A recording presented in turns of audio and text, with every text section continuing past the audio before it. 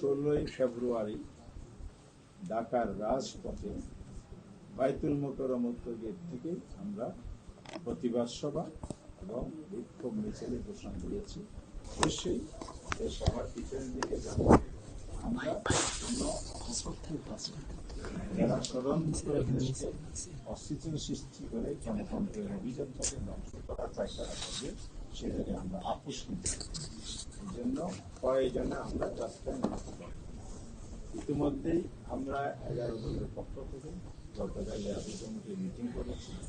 শীর্ষ নেতৃবৃন্দের সাথে আলাপ করে আমরা আগামীকাল 16ই ফেব্রুয়ারি ঢাকার রাজপথে বাইতুল মোকাররম উত্তর গেট থেকে আমরা প্রতিবাদ সভা এবং বিক্ষোভ মিছিলে ঘোষণা দিয়েছি।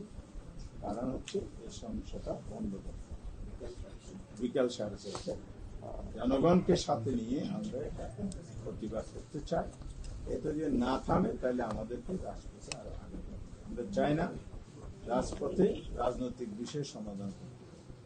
দেশে একটি পার্লামেন্ট গঠিত হয়েছে, দুদিন পরে শপথ হবে।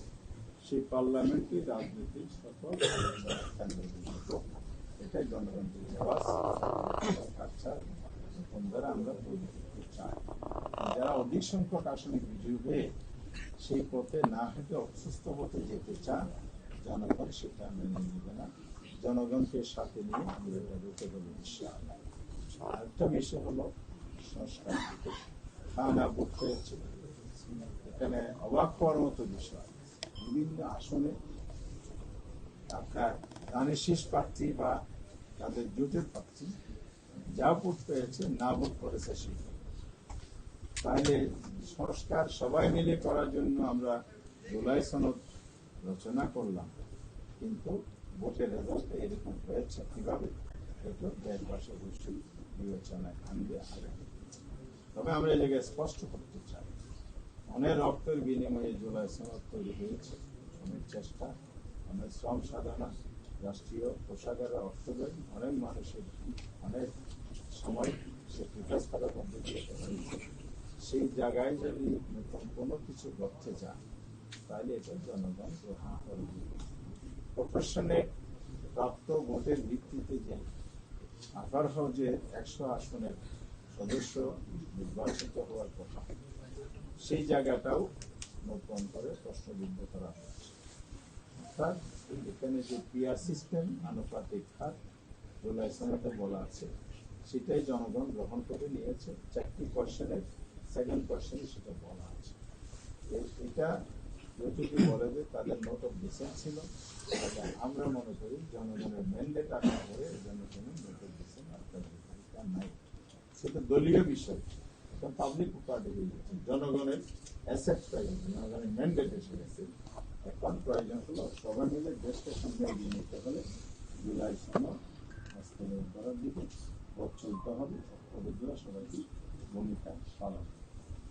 শেষ কথা হচ্ছে, বাংলাদেশ একটি নির্বাচনের মধ্য দিয়ে কনস্টিটিউশন প্রসেসে ক্ষমতার পরিবর্তন হয়, একজন ক্ষমতায় আসে, দেশ পরিচালনা করে, 5 বছর পরে আবার ইলেকশন হলে এটি সরকার।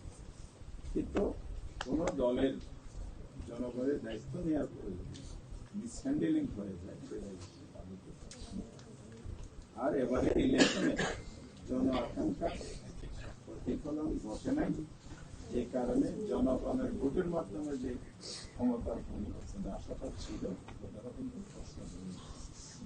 তবে আমরা আশাবাদী হতে চাই আগামী দিনে এই আমাদের সামনে বাংলাদেশ গড়ার স্বপ্ন, আমাদের নির্বাচন আমরা চাই, আমরা সবাই মিলে দেশ করতে চাই, দেশকে সামনে এগিয়ে দিতে চাই। সেই চিন্তা ধ্যান ধারণা সমুন্নত রেখে আমরা সামনে এগিয়ে দিতে চাই। আমরা কমিশনকে আমরা বলেছি এই অভিযোগগুলো আমরা খতিয়ে দেখেন, আমরা আইনি প্রক্রিয়া যেটা আগাবো, স্বচ্ছতার সাথে যদি আইন প্রয়োগ হয়, বিচারিক প্রক্রিয়া অনুসরণ করা হয়, কোনো প্রক্রিয়া ছাড়া যদি ন্যায় বিচার প্রতিষ্ঠিত হয়, এটাই হবে আগামী বাংলাদেশের আইনগুলো প্রতিষ্ঠিত হবে। সেক্ষেত্রে আমরা সাংবাদিক বন্ধুদের সহযোগিতা